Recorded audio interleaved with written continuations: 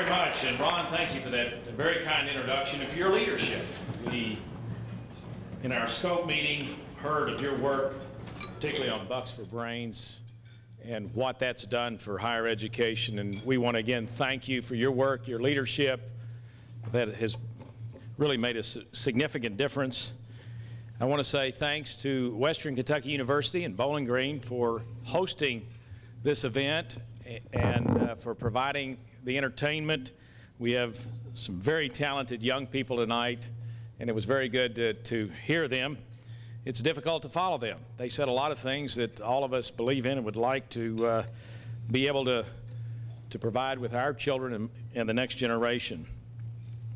Let me ask, as I start here, for those folks that are on our boards, our institutional boards, to please stand up for us this evening. All of you that are on our boards, you volunteer a great deal of time, and please stand up and let us recognize you.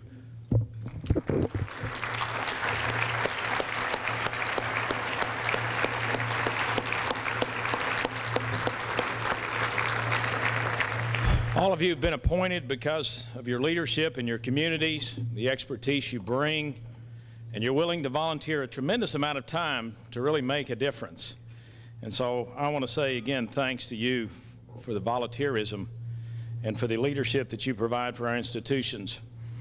I've got a lot of notes here and a speech that was prepared for me, and I'm going to deviate from that, Secretary Fox. I could give you a lot of statistics about post-secondary education, of what you've done and where we want to go. I laid out our vision just a few weeks ago at the mansion. So I would like to take the opportunity to just talk with you about how important post-secondary education it is, and just some other issues that are facing the state, and then I may talk about some of these numbers, because we have some impressive numbers and impressive gains that we've made in this state. First thing I want to say is that Kentucky is just a fantastic place. People outside of the state actually recognize more than we do in the state of what a wonderful place this is. In our effort of looking at branding Kentucky, we saw a lot of jokes, whether it was on Jay Leno or the late night show or whatever.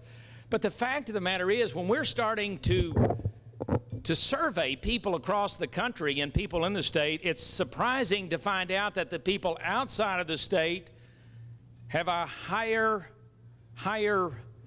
respect for us and what we do and who we are than we inside the state. That points to one thing, the fact that I think in our state we need to realize the tremendous commonwealth that we have, the great potential that we have, and what a wonderful place we have here and what wonderful people we have here. Because if we don't recognize that, and it was said in the scope meeting this afternoon, we're not going to stand up and emphasize the positive. We're not going to play to our assets and our strengths. We're not going to focus on where we can make great gains. Because anyone that is in any kind of endeavor has to have that sort of confidence that we need. I just came and I spent a little less time than I'd like to at the Ryder Cup. We have the Ryder Cup coming in Kentucky in '08. It is one of the biggest sporting events. We have the Derby, which is the greatest 2 minutes in sports worldwide. That provides about a couple of hours of international media. The Ryder Cup provides 23 hours of international media. But one of the things I noticed there as we came out is that the confidence of an individual and the teamwork that made the Europeans superior to us, unfortunately. We have the best golfers in the world, undoubtedly. But we didn't win that Ryder Cup because there wasn't the teamwork, the cohesiveness there that the Europeans had. And I think we need to realize in Kentucky, and as the young folks said, that why aren't they involved in politics and involved in some other things because of the partisan bickering that they see? But in fact, when we look at moving this state forward, we've got to understand that we have to move beyond those things and work as a team. All of us here have different ideological views. And as I said, there was a guy I liked a lot, Sam Rayburn. He didn't happen to be a Republican, but I think he was a very effective leader. And in the post-World War II, he helped Harry Truman get through his rebuilding of the world, if you will. and he was a great leader. And he said, if two people agree on everything, you don't need one of them. And the fact of the matter is, it's healthy for us to have disagreements. But when it comes to moving Kentucky forward, we've got to all pull together. And there's no better place for us to pull together than higher education. Matter of fact, education entirely. Because education now is not something that starts at one point and ends with a degree or certificate. I know that. You know that. Anyone who's in the profession knows that you continue to learn, and if you don't continue to learn, you fall behind very quickly in this changing age that we're in. I'm required as a family physician to get 50 hours of continuing medical education every year. If I don't, I begin to lose, well, I actually lose my certification as being a certified family practitioner. I have to have so many hours just to keep my medical license. And it's like that in every single profession, down to the individual that works on the assembly line that is not just screwing a part on anymore. He's probably running a computer. He's probably making sure that he has to have particular training in certain areas. Otherwise, he's not keeping up with the latest in manufacturing technology. And so we must pull together. We must pull together to take this Commonwealth to the next level. Why is that so important? And let me give you a little bit of my background so you understand my appreciation for education. My grandfather lived in Magoffin, Breathitt County. I don't know whether he had a high school education or not. He may have. He didn't have a college education. He owned a farm up Gun Creek in Magoffin County, right above Royalton, outside of Salyersville. My dad was born over the mountains in Breathitt County, moved on to Gun Creek when they were there, and that's where he had much of his childhood experience. Eventually moved to a place called Hope. It was in Montgomery County, not Arkansas, but he met my mother there. World War II came. He and his brothers went off to World War II, did not graduate from high school. They went off to serve their country. Education in eastern Kentucky wasn't something that was looked at necessarily essential for life at that time. That was in the 40s. So he went off, he came back, worked in the steel mills, was a steel worker, a union worker. His brothers, several of them, moved to different parts, but in Ohio, I still have many of my family members that are members of the United Auto Workers. Dad began to work initially with Columbia Gas after he left managing a store in Menifee County, Means, Kentucky. It was a general store. My grandfather owned it. He and Mom, after they got married when he came back from World War II, managed that store for a while, but then he got a job with Columbia Gas as a clerk, $1 an hour around there. Union member at that time, eventually when Columbia Gas Union, but he worked very hard. He eventually took some courses at the University of Kentucky. He rose to become a superintendent and managed quite a large area, but he worked very hard. But I remember a time when we, after having moved from Montgomery County to Huntington, West Virginia, back to Mount Olivet, Kentucky, and Robertson County, where I attended first grade and my mother taught, and it's a school that goes from first to 12th grade. You talk about K through 12. It's been going on some places in the past. I don't know if it's the right structure at that point or not, but I went the first year of school there, and then we moved to Lexington, Kentucky.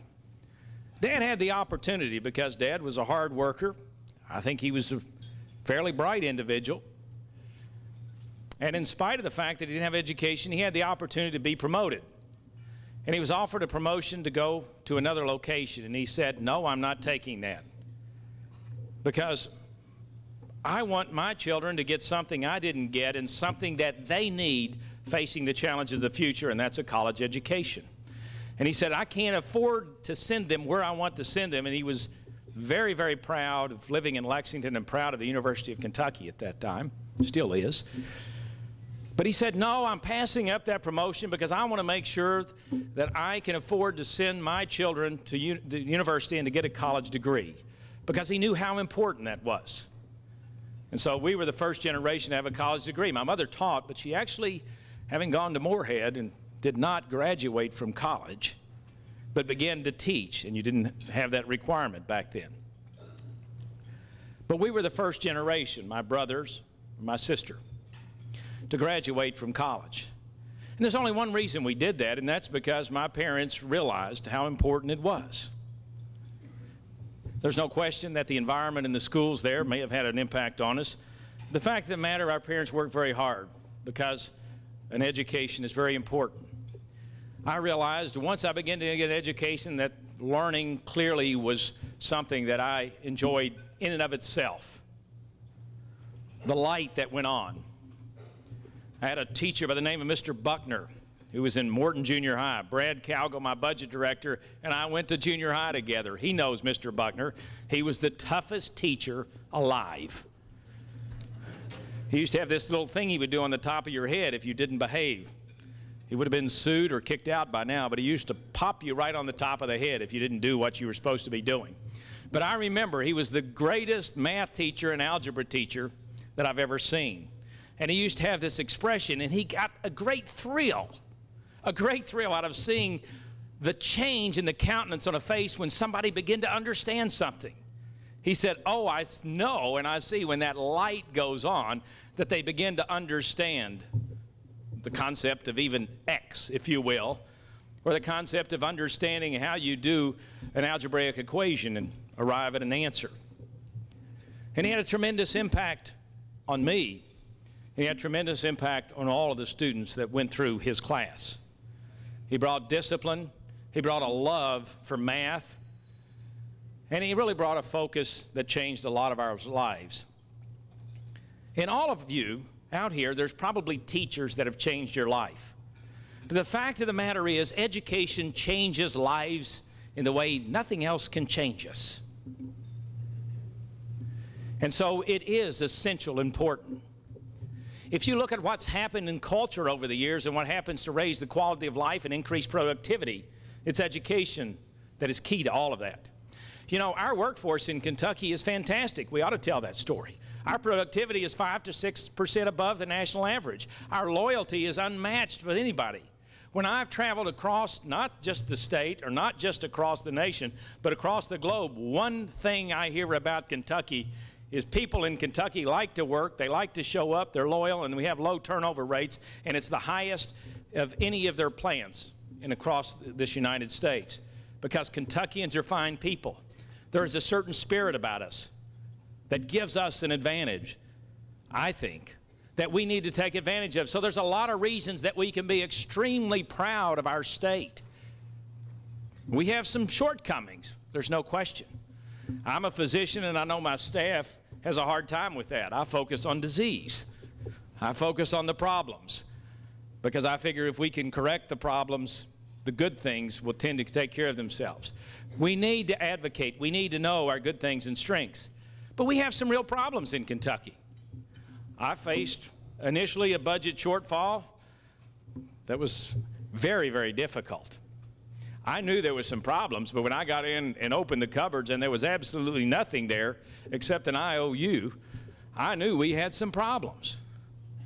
And as I've talked to several people who have been in government for a while, it's a lot more fun when you have money than when you don't. And believe me, that's true. But the fact of the matter is, we had something to face. And every decision we make impacts every service that we deliver. And education, in a way, is a service. It's more than that, but it is a service we deliver to our constituents and to our citizens across this Commonwealth. When you look that we have 650,000 people on the Medicaid program and only 620,000 people in K through 12, and the fact that when our population doubles, it only increases a few percent in 0 to 14 years old, we have got a problem if we don't address that in the future. When we looked at the statistics of the report, we've made great gains in every area, and Dr. Lozelle was telling me that we've done better than most states. We improved 4 out of 5 areas. One of the few states that have done that.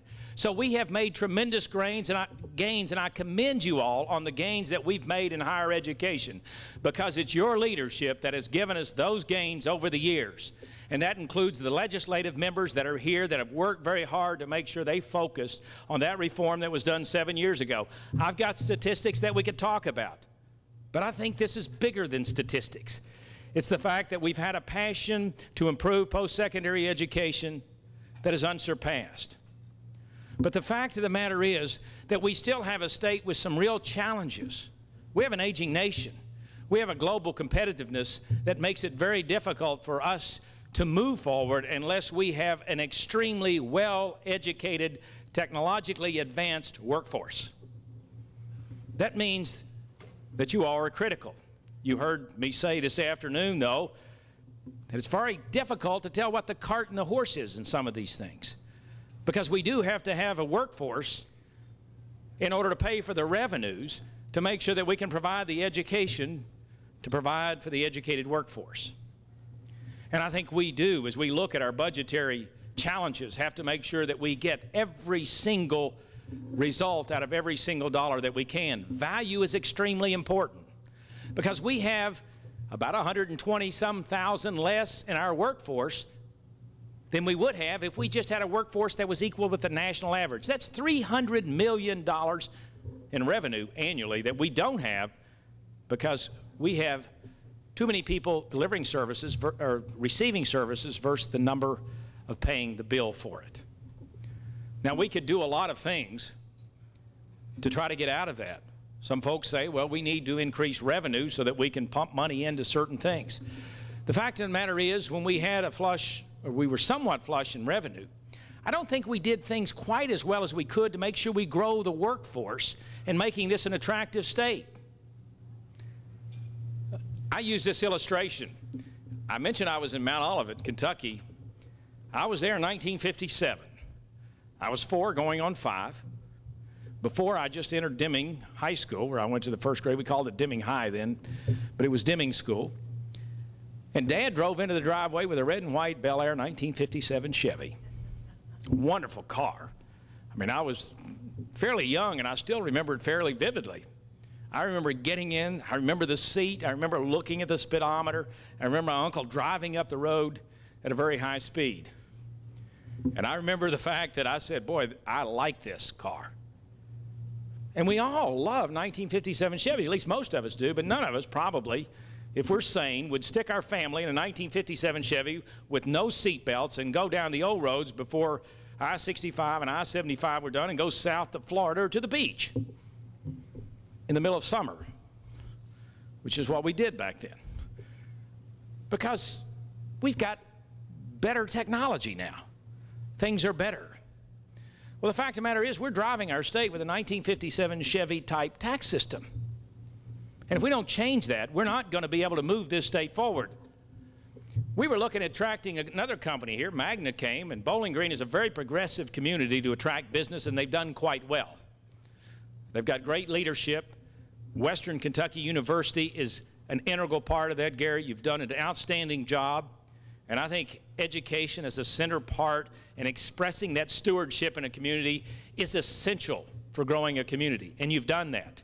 And I know you've got an effort, and you other university presidents have a real passion for making sure that you are stewards of place, that you realize that this community belongs to you in a sense, that you have some responsibility to make sure everyone is doing what they need to be doing so that they have the opportunities that they can have to be all that they can be.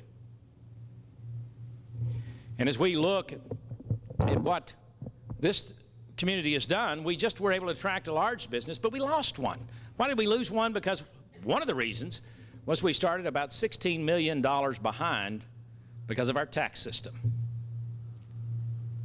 Now, if we're going to have the kind of revenues, we've got to attract the workforce here so that we grow the workforce as a proportion of the total population so that we can provide the services they need. We've got an aging population across this country.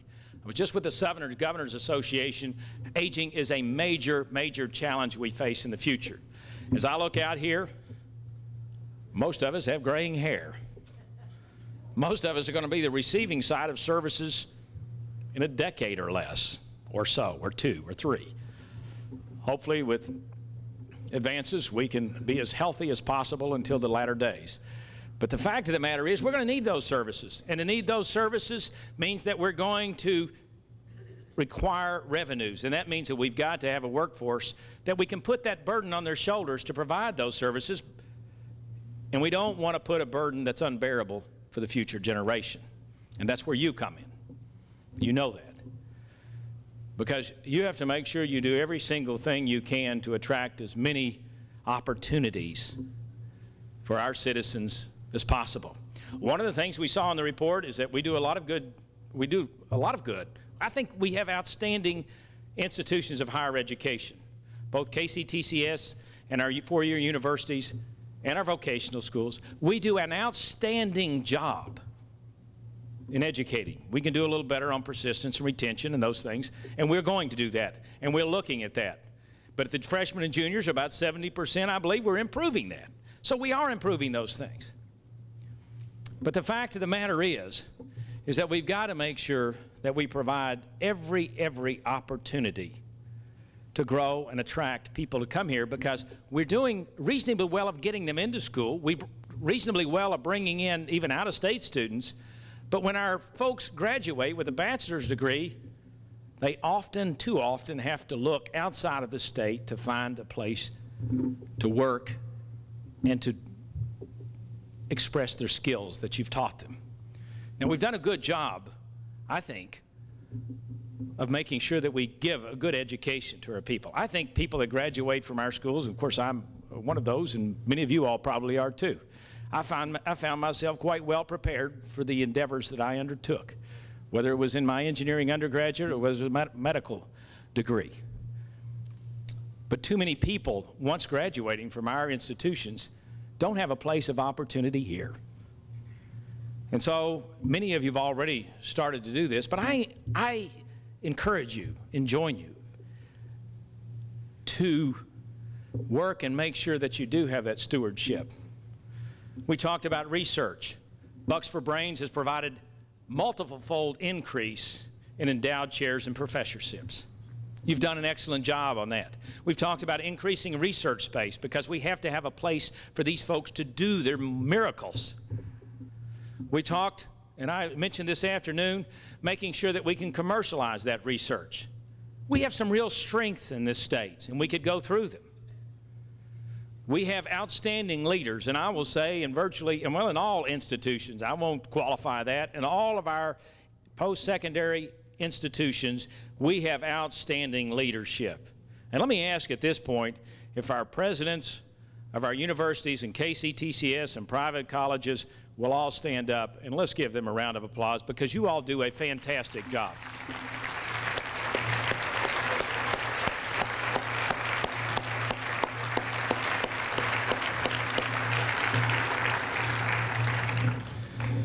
When it comes to making sure that we use everything you have and all your talents, we've got to integrate a lot more with economic development. You've already begun to do that. Integrate with K through 12, or P through 12, excuse me. And because what you can provide in research and assessment are the tools that help us make sure that we know how we're measuring and what we're measuring, and that we can make the changes that are necessary to ensure every child gets every opportunity to be all they can be. Management. We have some great business schools and management professionals in this state. And let me tell you what I hear, and I'm not a professional educator, but I hear, you give me a principal in a school that is an outstanding manager and an outstanding leader, and you've got a school that's going to go someplace, and the students in that school are going to learn. I use Peggy Petrelli as that an example. That has increased threefold the reading proficiencies of her children, 75% free and reduced lunch. But she's increased it. Her leadership. Universities, you have a great potential of providing that kind of leadership, instruction, assessment, assistance to our folks that are providing leadership in our undergraduate work, if you will, and lower, I mean, in the K through 12, primary, secondary education. So there's a lot of opportunities. Ron asked me, what do you want, as I sat down, what do you want out of higher education? Well, one thing, let me assure you, there is no agenda except the agenda you hear openly. I want to create opportunity in the state. I want to make sure that we do what I think my dad and mom wanted to do. And that's to make sure that our children and our grandchildren get every opportunity to get the education they need. One, for the love of education, just for the understanding. There is a joy in understanding things. There is a joy in reading and learning. Maybe that's just a simple intellectual endeavor, but it is important in and of itself. It's like art. It has an intrinsic beauty that allows us to transcend generations. And then, secondly, there's importance to make sure that when you provide that education, you leave this place just a little better than you found it. I watched not too long ago the speech I gave, which lasted about 3 minutes, which means it was probably pretty good and about all I needed to say. It was at actually the real swearing-in ceremony, when we actually took the real oath of office and I became governor of this great Commonwealth. And I said something like this. I said, this is a door that Glenna and I are going through. And our life will be changed after this point. It will never be the same. And I said, and that's all well and good. But you know what's really important about all of the responsibilities or endeavors that we've been given each individually is that if this is a time that we walk through a door, and then when we leave this place, because we're all passing through, that if we can say that we have left this place better than we found it, we've improved the lives of those that come after us. We provided greater insight, greater purpose, greater opportunity. Then, and only then, have we done well. Interesting enough, that was kind of what those 3 wonderfully talented students said at the end. If we've had an effect to do something and leave this place better. We're working on our budgetary challenges. They're tough decisions. And I won't always make the right decision perfectly. I'll grant you that. But please know this, that with you, if we pull together, and I believe our hearts are in the right place, we can make this a better place. We can have the top research institutions in the country. We can expand our strengths in the areas where we have an expertise. We can make sure that there's more jobs and opportunities than what we have now. And we can make sure that when our children and grandchildren graduate from our institutions, or may even go out of state, that there's an opportunity here for them to be everything that they can be. And when I think again, coming back to my dad, they're getting older now. We never know how long they'll be here. But I know he left us with a better opportunity than what he had. And each of you are probably parents or grandparents, or at least aunts and uncles. And if not that, you've got some children out there that you can eye and adopt if you haven't taught them or something. And if we can just leave them better off with a better opportunity, then we will have done well in this life. Thank you all, and God bless.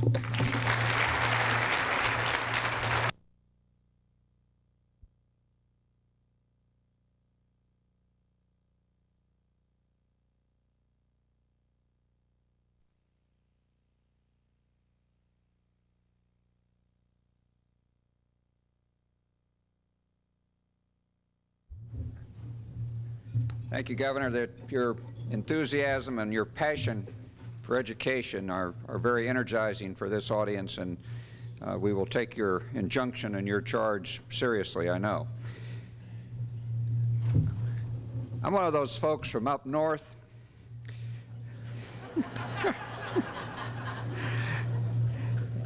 And I hope my mother was successful in teaching me some manners. She tried, I can guarantee you that. But I want to also thank all of you for all that you do and have done and will do for post-secondary education, because you're tremendously important to all of us, to the Commonwealth, and to the kind of future that Governor Fletcher just talked about. I've got the honor now of introducing Secretary of State Trey Grayson. He was elected Secretary of State in November 2003. Trey's a fifth-generation Kentuckian. He's a lifelong resident of northern Kentucky. And I'll depart from my remarks here just a minute. He told me one of the reasons he was late today, he had to see his 4-year-old daughter play soccer, and I think that he had his priorities surely in the right place. Secretary Grayson graduated with honors from Harvard and then from the University of Kentucky, where he was one of the first 2 Burt Combs scholars in the College of Law's top scholarship.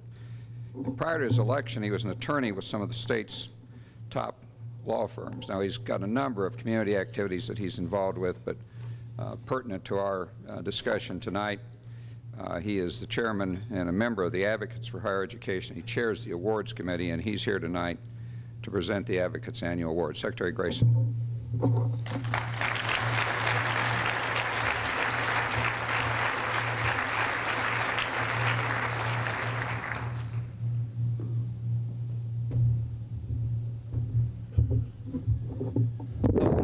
Introduction for somebody from up north, coming from somebody who sometimes gets accused as being from up north, from northern Kentucky.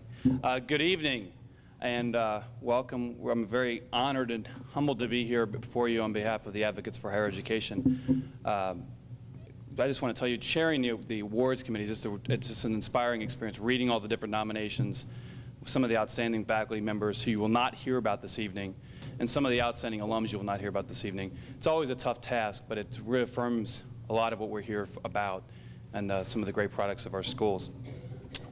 The Advocates, as many of you know, are an all-volunteer board. We hail from across the Commonwealth, and we're all committed to continuing the progress in higher education, because we believe that a top-notch post-secondary education is critical to our success. Before I go any further, I'd like to ask any of the current advocates to stand, and also anybody in the past who has been an advocate, because I know there are many former advocates here in the audience. So everybody who at some point either is currently on the board or has in the past been a board member of the Advocates for Higher Education, please stand up. Thank you for...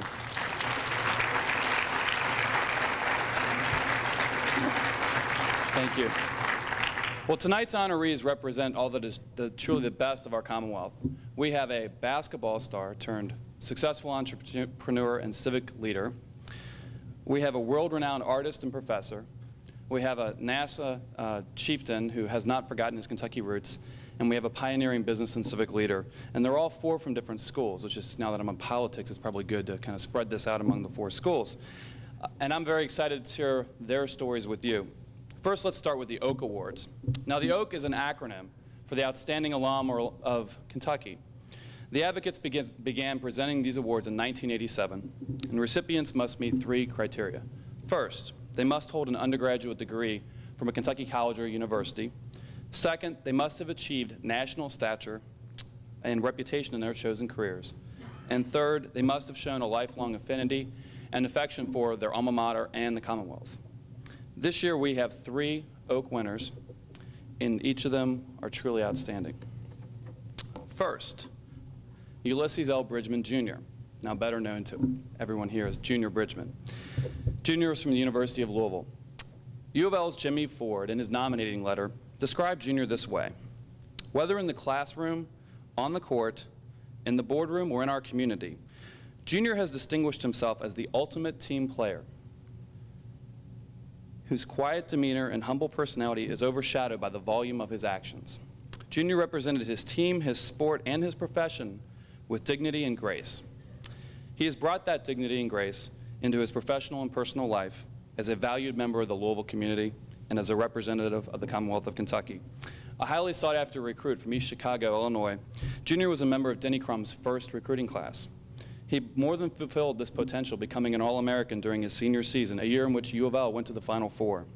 Despite only playing 3 seasons, freshmen were not allowed to play back then, Junior stands 21st on U of L's all-time scoring list and his number 10 jersey hangs from the rafters in Freedom Hall.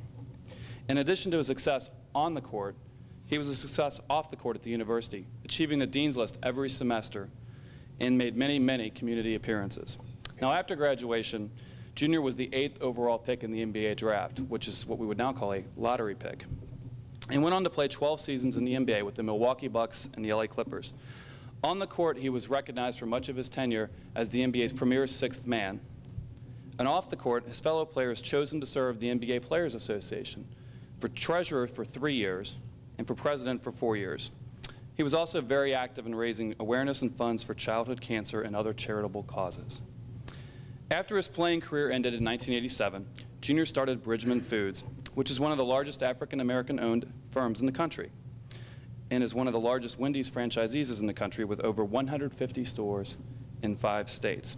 Currently serves as chairman of the U of L Board of Trustees and on the board of directors of countless organizations, including the Governor's Scholars Program and the Louisville Free Library Foundation. For his business success, Junior has been inducted into the Junior Achievement of Kentuckiana Business Hall of Fame. In addition, the NCAA honored him in 1999 as one of 6 Silver Anniversary recipients. This award recognizes former student athletes who have distinguished themselves in the 25 years since completing their college athletic careers. Please join me in congratulating Junior Bridgeman.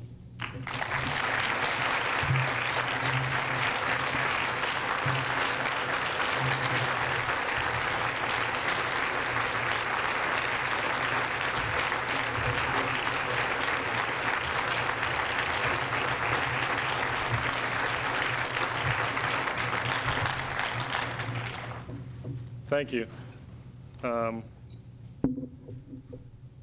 Well, I just want to say thank you to the Advocates for Higher Education and to the Council for this honor. But I also want to say that no matter what you achieve in life or where you may get to, you never get there by yourself. There's always someone along the way, and in my case, a lot of people who had a lot to do with whatever you may become. And first, I have to start with my parents. A lot of people think when you play basketball that your parents push you into playing basketball, and that's not the case with me. We only had 2 rules.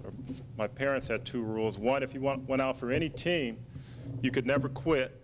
And secondly, if you went to school and you had to go to school, you better do the best you can. And that meant you couldn't bring home any C's or D's or F's. And that was the household rule, and they lived by that. And I didn't get to play much until my senior year, and that's another story that we can talk about later on, but I had to get those good grades year in and year out. And so because of that, I was fortunate enough to get a scholarship and come to the University of Louisville. And coaches have a big effect on your life, and a lot of people think that they really had a big effect on mine, which they did, but probably the person that had the biggest effect when I got to the university was a freshman 101 teacher by the name of Mrs. Imberger. And I remember going into her class, coming in as a hot freshman thinking you knew everything, and I came in late one day and just went and took my seat, and she said, "Young man, get up, go outside the door, and wait to be invited to come back into class." And I was just shocked, and I got up and went outside, and she made me stand there for about 10 minutes until she invited me to have my seat. And it let me know then that I'd never be late again, and which I never was, but also I worked as hard as I could in that class, and she only gave me a C. So I said, I got to work a lot harder. So she set really the groundwork in really making me understand what it took to really be successful at the University of Louisville. And I've got more from the university than I could possibly ever give back to them. I met my wife there when I was a freshman, and we didn't get married until 5 years after that, and we've been married for 28 years. But even more importantly than that, growing up in the church, one thing I used to always hear is that to he who much is given, much is expected.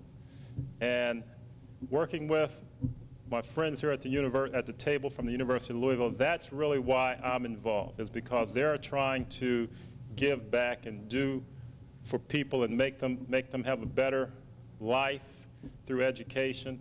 And if we all can just do that, what a better place this world would be, what a better place, as the governor said, this whole state would be. And as I say, why not? And to the advocates, once again, thank you.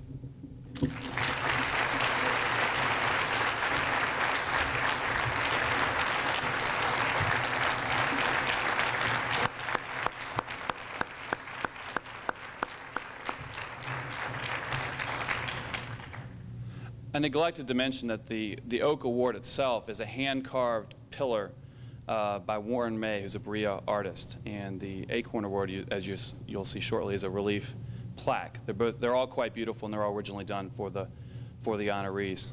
And I think with Junior's stature as a player and pillar as a community, I think it's appropriate that all of these Oak Awards are pillars, because we have three great people of stature. The next Oak recipient is Rex Geveden. Rex Geveden earned his bachelor's and master's degree from Murray State University in 1983 and 1984, and began his NASA career at the Marshall Space Flight Center in 1990, where he currently serves as the deputy director at the facility, which is in Huntsville, Alabama.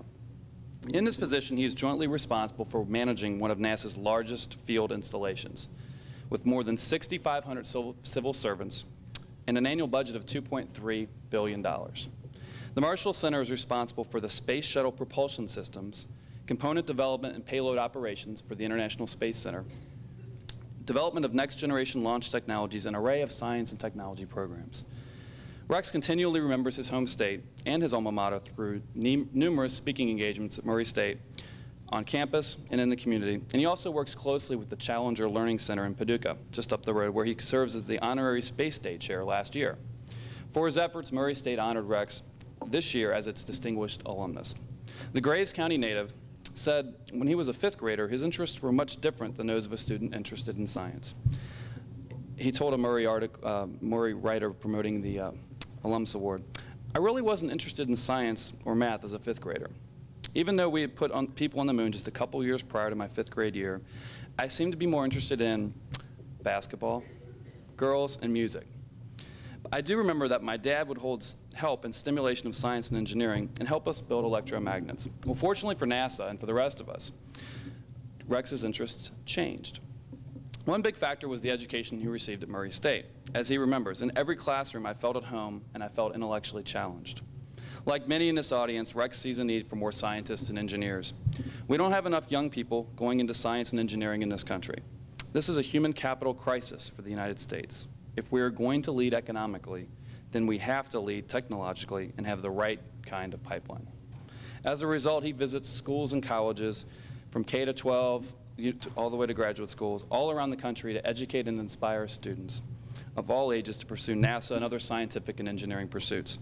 With role models like Rex Geveden, I am confident that more Kentuckians will choose to follow in his path. Please join me in congratulating Rex Geveden on his Oak Award.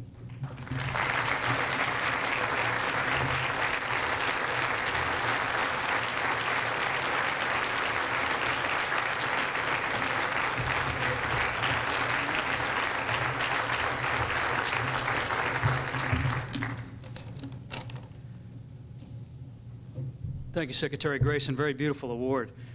Thank you also to Governor Fletcher, the Kentucky Advocates for Higher Education, and the conferees. I appreciate this award very much, and I thank you with utter sincerity for it. When Jim Carter is here with us from Murray State tonight, and when he called me to tell me about the Oak Award, I was both surprised and gratified. And when he described who the other recipients were, Ms. Gray and also Junior Bridgeman, it certainly deepened the distinction for me. Let me tell you that, Junior Bridgeman, you're a hero to me, and to share this honor with you it just gives me goosebumps, to be honest with you. I wish also to acknowledge my parents who are here tonight. Tom and Sandra Geveden are back there at table 5, and my wife Gail is there with me. Like Junior Bridgeman, I met my wife in college also. Actually, we met in 5th grade, and I re-met her in college. So I thank Murray State for that too. And they're here tonight to share this honor with me and have provided me with unconditional love and support throughout my entire life, and I appreciate them for everything they do. I want to thank Murray State University for nominating me, but not only for nominating me, but also for educating me.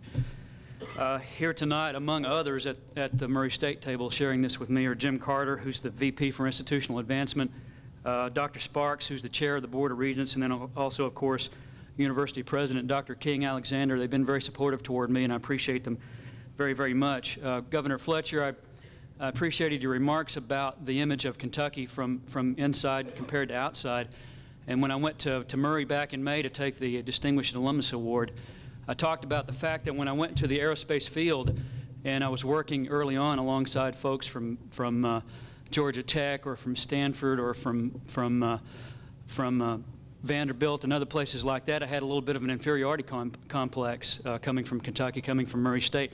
But as I worked through my career and accomplished things and reached certain goals, I guess I've discovered what I could do, and I think my colleagues discovered that as well. So I found that to be a very gratifying experience.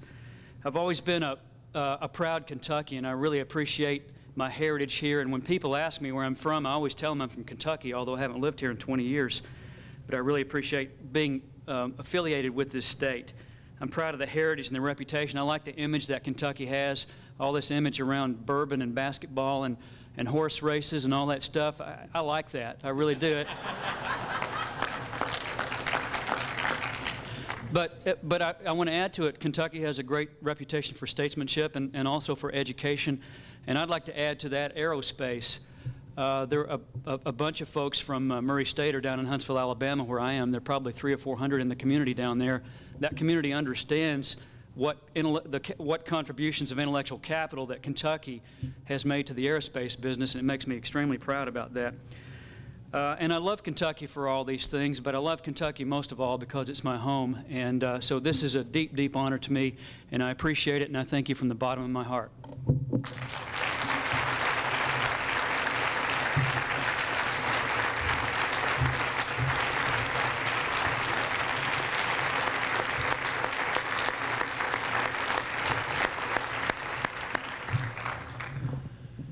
Congratulations again, Rex. Our final local award recipient this evening is Lois Howard Gray.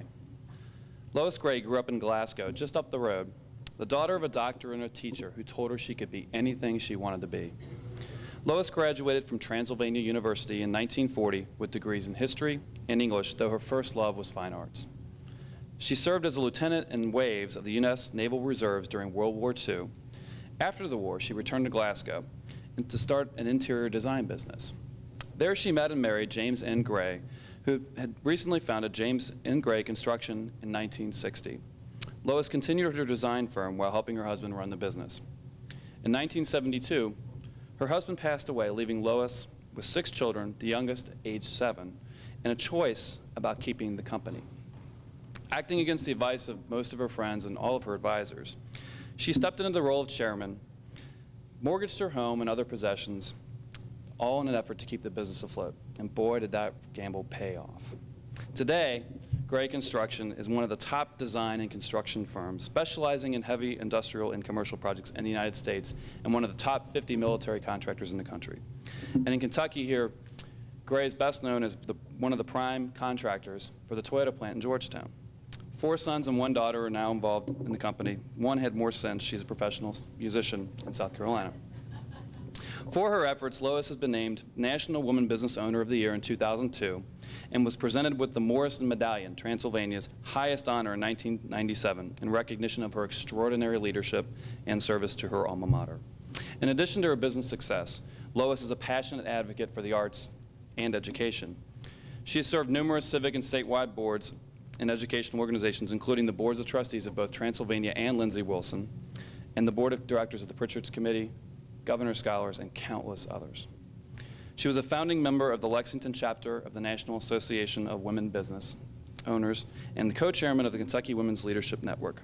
She's also, on the side, an accomplished watercolorist, having exhibited in a Lexington gallery with many of her paintings hanging on the walls of many friends and colleagues. Please join me in congratulating Lois Howard Gray on her Oak Award, and accepting the award on her behalf is her son, Jim.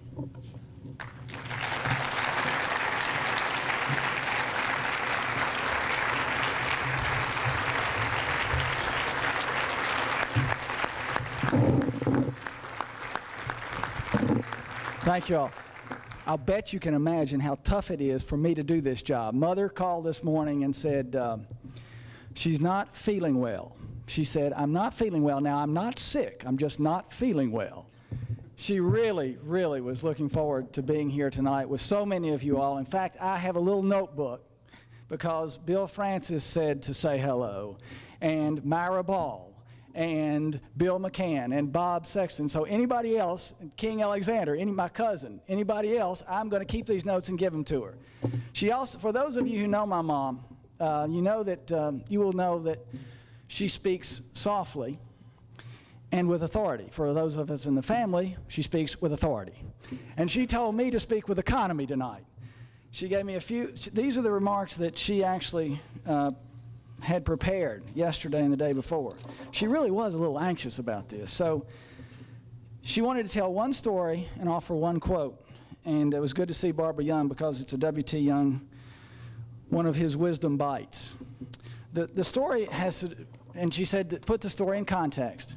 Trey said that Mother said to tell that she grew up in Glasgow, the son of a doctor, the daughter of a doctor. I'm used to saying the son of an artist and a businessman. My mother grew up in Glasgow, the daughter of a doctor and a teacher. She told me to say that, and she grew up she was born 84 years ago. She did not tell me to say that. She told us that when she went off to war, she was a lieutenant. This is another part that's not in the bio. She was a lieutenant, one of the first women to join the waves in the war. And she went off to war and she served in the office of the Secretary of the Navy. She came back to Glasgow, and the first job that she had was a teacher. She had to get a teacher's certificate, and I hope I don't offend anybody, but she would always say that was a thunderous waste of time. And then she told this story of when she and a bunch of activist friends of hers, women, heard that there was a band of Shakespeare players in Louisville, and they were going to get them to come to Glasgow. And the only place they had for this play to be presented was in the gym, Walter and Jane Baker at the Glasgow High School, Liberty Street. They had everything set up, but the superintendent at that time and the coach didn't want them to have that play in the gym. You know, I'm sure some of y'all have heard this, that it would compromise the floors. So they got there that Saturday morning when the play was supposed to be held that night, and come to find out that the doors had a chain lock on them. Well, that wasn't going to stop them. They went through the windows, and they got it open somehow that night. And Mother always said, and the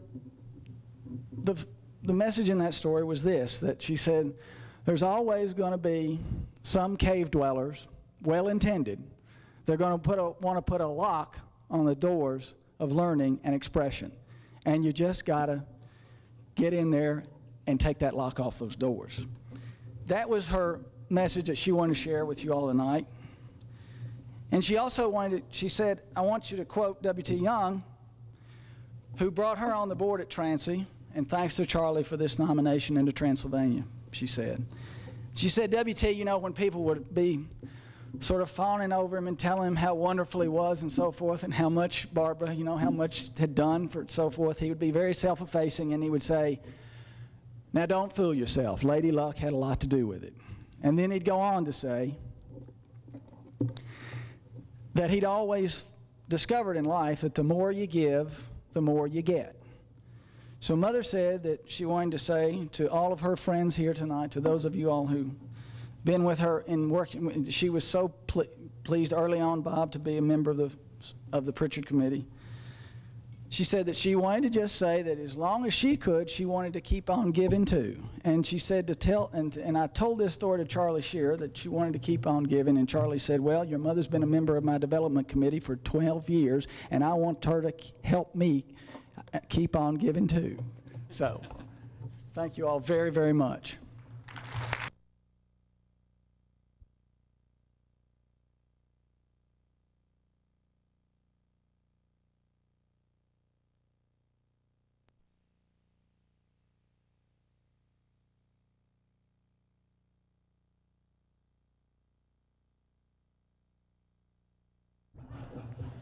It's easy to make fun of your friends when you got the microphone up here.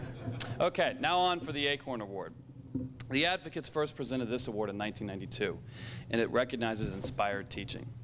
The award consists of a hand-carved plaque with an acorn and leaves in high relief and includes a $5,000 honorarium. And I'll go grab the plaque now so you can all get a good look at it. Again, from Warren May and Berea.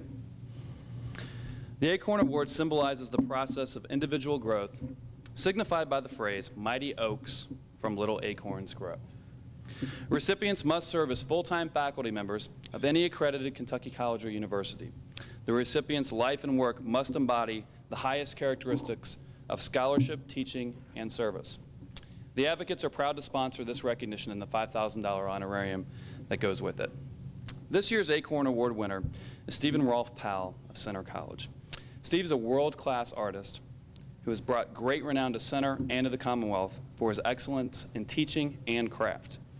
Now, after receiving a Bachelor of Arts in Painting and Ceramics at Center in 1974, he went on to earn a Master of Fine Arts in Ceramics at Louisiana State University, who had a bad game yesterday. Anyway, I'm still hurting from that football game from 2 years ago. So it was while at LSU between 1980 and 1983 that Steve had his first experience in glass blowing. Glass has been a full-time obsession for him ever since, whether he's teaching it or producing his own work. On campus, Steve is a gifted teacher who ranks in the highest category of the school's teaching evaluations every single year. He teaches entry-level as well as high-level classes, mostly studio classes. One of his Center colleagues, Milton Riegelman, describes him as the most gifted and hard-working teacher he has ever known. And for those of you who know Milton, that's pretty high praise. Not surprisingly, he's won numerous teaching awards, including the Council for the Advancement of and Support of Education, or CASE, Kentucky Professor of the Year twice, back-to-back years, 1999 and 2000. When Steve came to Center, again according to Riegelman, the art department was in shambles, and that's the quote that he used. Now Riegelman calls it arguably the finest department at Center and gives Steve much of the credit.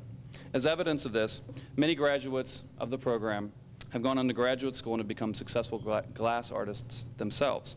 Among Steve's students include the glass program heads at Southern Illinois University and Emporia State, several nationally known artists, and the founders of Glassworks in Louisville. Beyond the campus, Steve is an internationally known artist whose works are held in permanent collections throughout the world. He has been featured on CBS TV Sunday Morning, our own KET, and in print media, including American Style Glass, Ceramics Monthly, and Kentucky Monthly, who named him one of the 20 most important artists of the 20th century in Kentucky. Steve was one of 8 Americans chosen for the Venezia Aperto Vetro, or whatever that is in Italian, 1998, a prestigious glass exhibition in Venice. To conclude, I'd like to share some of Steve's application. Steve writes that his professional glass interests are inseparable from his teaching. For example, one of the greatest thrills of his career was when he took the entire Center Glassworks group to demonstrate at the 2002 Winter Games in Salt Lake City. And in a second example, he noted that a few years ago, 2 of his former students on the same day were named to head up glass programs at their universities, the only 2 positions filled that entire year. He concludes, watching students succeed gives me more pleasure than anything I can describe. It's what makes being a teacher special for me. Please join me in congratulating Stephen Powell on his Acorn Award.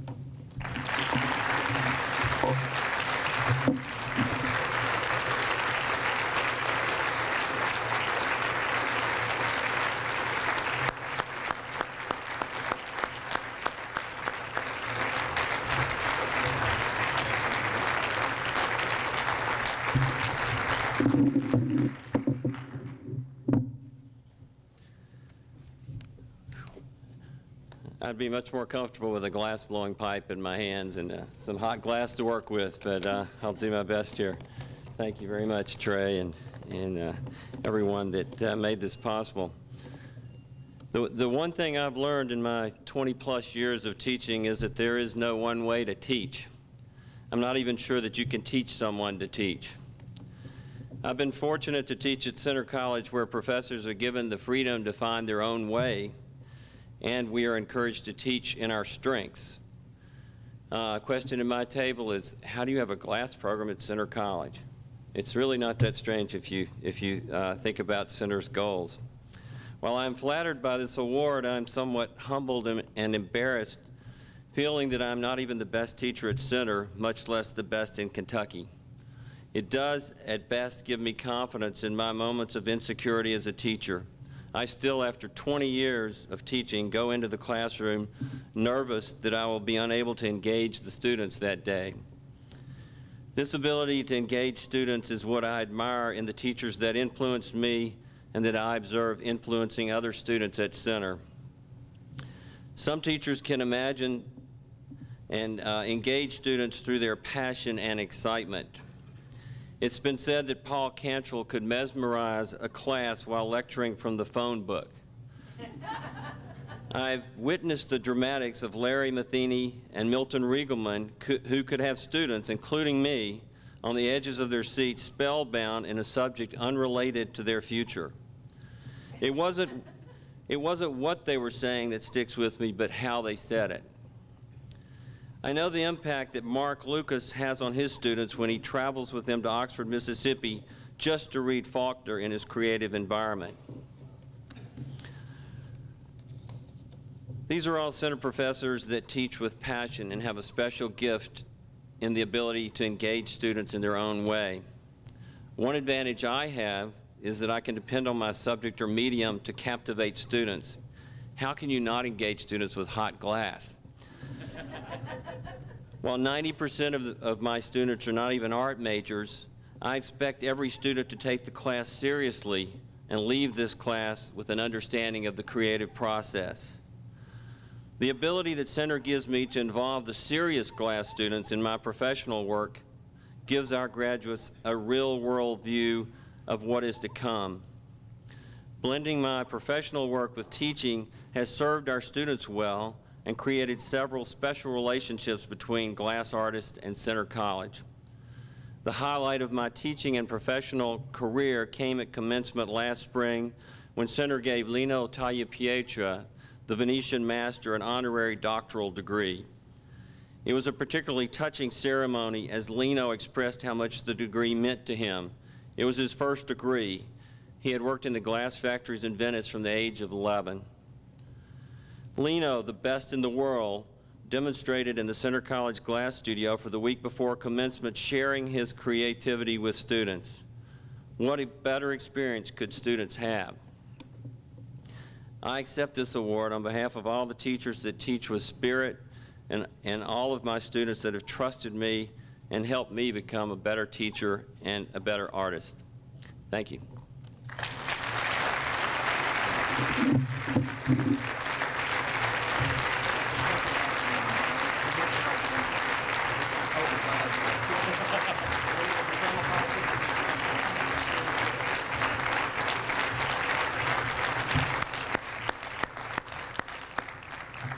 I had to tell Steve that the check's going to be in the mail and that he better watch it because I'm an elected official, and to hold me to my promise.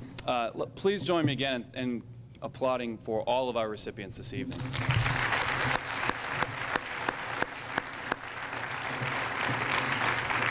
Finally, the advocates would just like to again thank the Council on Post-Secondary Education and Western Kentucky University for hosting us this evening and giving us an opportunity to present these awards in front of such a wonderful audience. Thank you again.